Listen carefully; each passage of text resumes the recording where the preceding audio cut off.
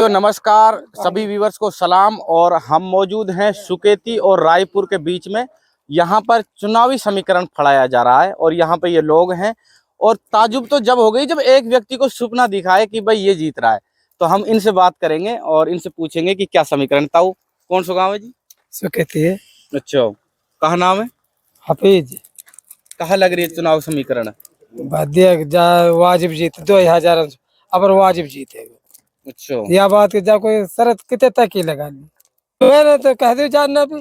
अगर जा को खा अनपढ़ वो कर हुआ था। कहाँ अन्न पानी खा लियो यार हमने एक दिन चला गया ना सपोर्टर में।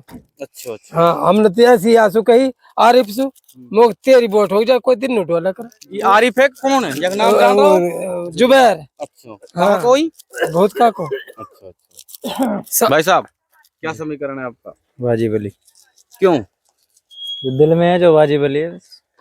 और सुपनो दिखो मुद्दीन ककराला है। और यहाँ पे जो है नीमन समीकरण है। मैं कहूँ ताहिर आप आगे आ जाओ, थोड़ा सा इसको नजदीकी से दिखाओ।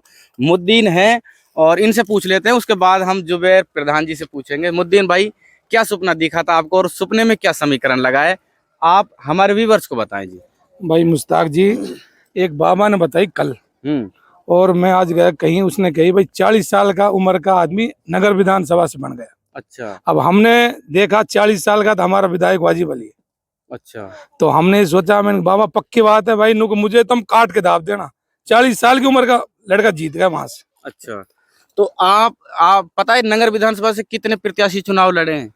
पता है पर सब खूंट से ही लग रहे हैं मुझे। कितने कितने लड़े?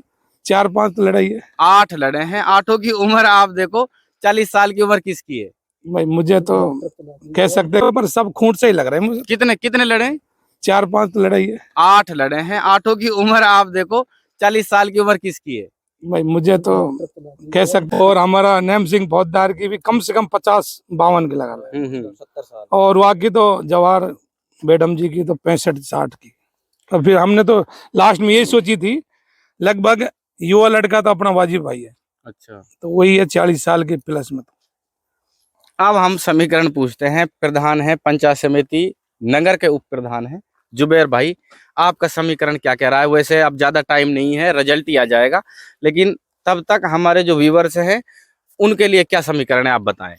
उनके लिए ये समीकरण है कि अभी नगर विधानसभा में जो चुनाव हुआ है वो विकास को लेकर हुआ है। ऐसा कोई बूथ नहीं निकलेगा नगर विधानसभा में जिसमें वाजिब अली कांग्रेस की वोट नहीं हो। और ये जो वोट है विकास के नाम पर है। मुझे लगता है लगभग 8 से 10 हजार के बीच वाजिब अली जीतेंगे। भाई कांग्रेस की विचारधारा से हैं, प्रधान है पंचायत समिति के। एक भाई और है, भाई कहाँ नाम है जी आपको? शौकत सरपंच। अच्छा, सरपंच साहब हैं। सरपंच साहब आपका समीकरण क्या कह रहा है? क्योंकि हर जगह पर हम देख रहे हैं तो जिद्दम जिद्दा का सा माहौल है और सब लोग जिद रहे हैं, शर्त लगाने की बात कर रहे हैं। क्या है आपका अनुभव बताएं।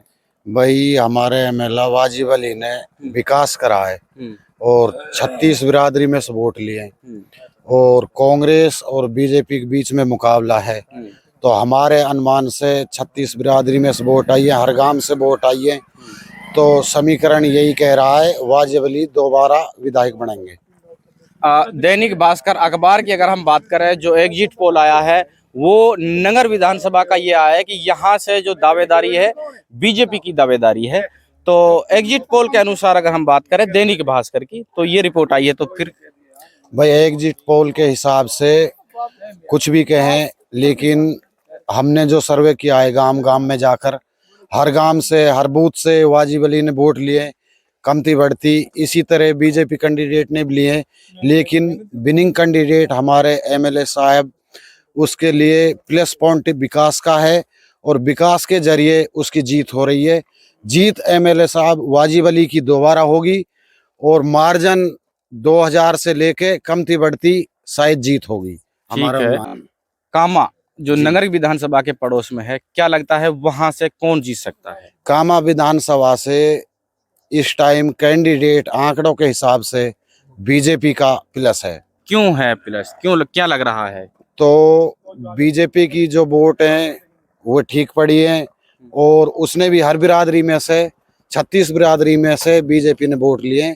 हमारे हिसाब से जो घूम फिर के जानकारी लिए उस हिसाब से बीजेपी कामा से जीत रही है। मुख्तियार का काफी चर्चाओं में नाम रहा था, तो आप क्या लगता है कि मतलब वो क्यों नहीं जीत सकते, क्या लगता है? तो मुख्तार हमारे हिसाब से कारण यही है, वो बीजेपी से संपर्क में था और पहली बार चुनाव लड़ा है। मुख्तार अहमद इस बार कामा विधानसभा से तीसरे नंबर पर आएगा। अच्छा, ठीक है। और भी हम बात करते हैं। भाई साहब, क्या नाम?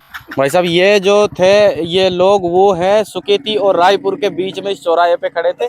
इनसे हमने चुनावी समीकरण लिया। आपको क्या लगता है आप हमें कमेंट बॉक्स में बताएं। बहुत बहुत शुक्रिया, धन्यवाद।